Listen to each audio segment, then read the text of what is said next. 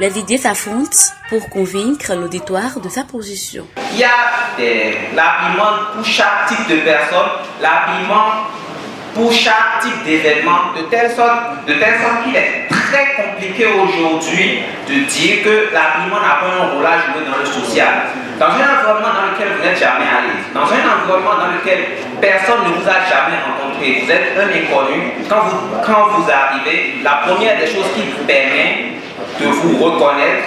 Je vous rappelle la question de ce débat, être à la mode est-il un besoin social nécessaire? Chers adversaires, dans votre introduction, vous n'avez que parlé de l'habillement. La mode, elle est vague, elle est vaste. Vaste.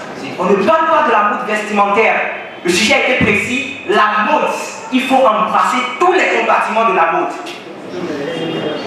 En réalité, les progrès scientifiques et inventions ont modernisé les sociétés africaines pour les pousser véritablement au développement. Les apprenants des lycées et collèges sont en compétition de débat oratoire et de génie en herbe. La grande finale de la première édition du concours Arène des génies. L'organisation non gouvernementale Forum pour s'épanouir et réussir faire à l'oser veut susciter les génies qui dorment dans chaque apprenant afin de pallier aux vices qui menacent la jeunesse. Sans la connaissance appropriée, la jeunesse n'avait aucun repère pour s'orienter. Vices et dérives la menacent, à savoir l'ignorance, l'oisiveté, l'immoralité, la dépravation des mœurs. Faire à l'oser s'inscrit dans la dynamique de créer les conditions pour cet épanouissement de la jeunesse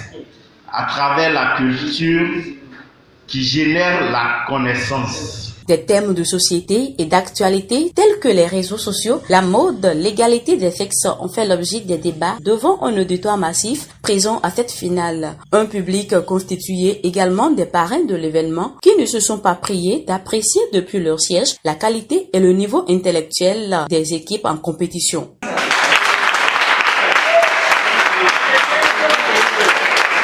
Les COG 1 d'Abomey, de Comé, de Ouida et le collège catholique Saint-Augustin de Cotonou ont tous pris part au second jeu. Le génie en herbe. À l'arrivée, c'est le COG 1 de Comé qui l'emporte dans le débat oratoire et le collège Saint-Augustin dans le génie en herbe. Nous avons eu des adversaires plutôt coriaces et tenaces. Ils ont su nous mettre dans nos derniers retranchements. Ils ont créé la difficulté.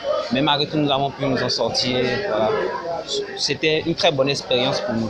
L'objectif atteint pour faire à l'oser pour ce numéro 1 et au parrain par la voix du député Lambert Agongbono de féliciter les jeunes pour leur bravoure. Une jeunesse qui ne s'épanouit pas et que vous n'éduquez pas, demain vous n'aurez finalement rien.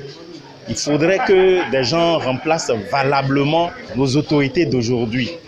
Raison pour laquelle l'ONG Faire à l'oser s'investit sérieusement dans l'éducation des jeunes. Je pense que le bébé est né et dans de très bonnes conditions d'ailleurs. Ça m'a sidéré l'intervention des uns et des autres. Surtout les jeunes qui vraiment ont démontré qu'on peut leur concéder ce que nous sommes en train de faire aujourd'hui. On peut avoir confiance en eux. Être génie, ça se cultive. Ils n'ont qu'à se cultiver suffisamment.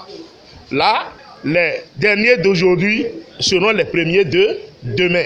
On est né avec rien. La sagesse se cultive. C'est le poids des expériences vécues et la connaissance acquise.